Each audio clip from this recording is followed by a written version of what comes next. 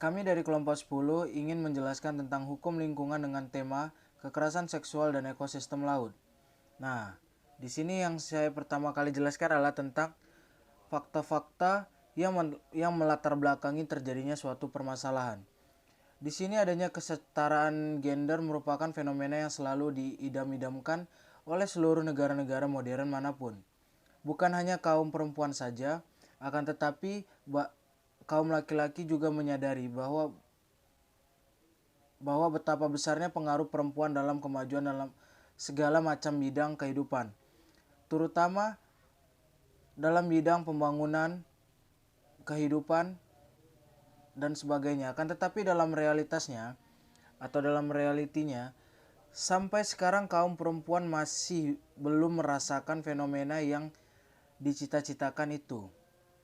Dalam berbagai aspek kehidupan, perempuan perempuan masih dijadikan sebagai manusia yang terpisahkan oleh laki-laki, mulai dari peran, perilaku, aktivitas, atribut, dan lain-lain.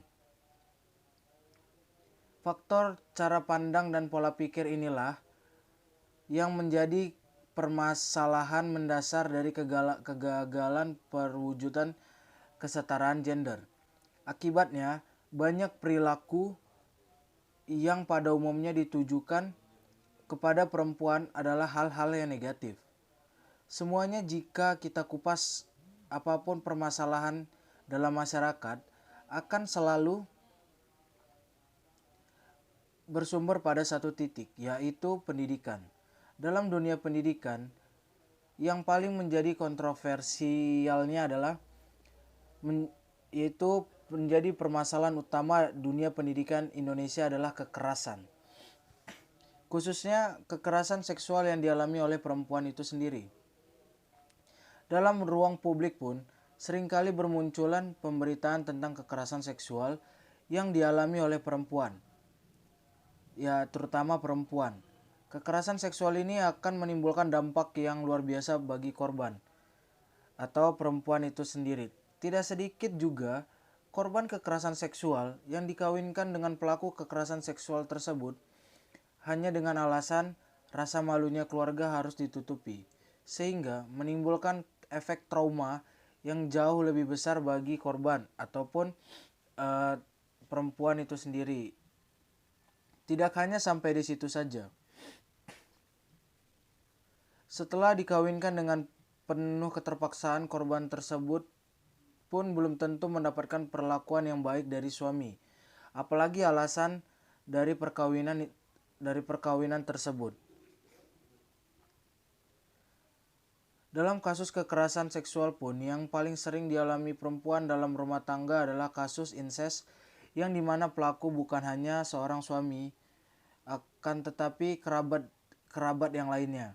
Jika membahas soal perkawinan, tidak akan jauh bahasanya dari peran laki-laki dan perempuan dalam rumah tangga, yang dimana hal ini selalu menjadi fondasi berpikir masyarakat dalam membedakan perempuan dan laki-laki. Hal ini juga yang menurut penulis berpengaruh pada posisi jabatan yang diterima oleh perempuan dapat dengan mudah tertebak tinggi rendahnya jabatan itu.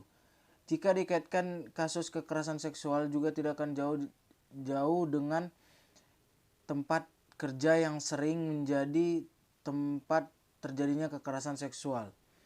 Hal ini terjadi karena pandangan masyarakat yang selalu membedakan laki-laki dan perempuan dari berbagai macam aspek, sehingga jika disimpulkan perempuan merupakan orang yang dinomor duakan atau bahkan dipandang sebelah mata sebagai objek kesenangan belaka saja.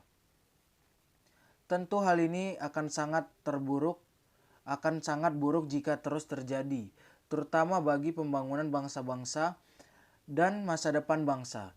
Dalam masa COVID seperti ini, tentunya sebagai masyarakat dan pemerintah tidak boleh semakin mengabaikan hal yang sangat vital ini.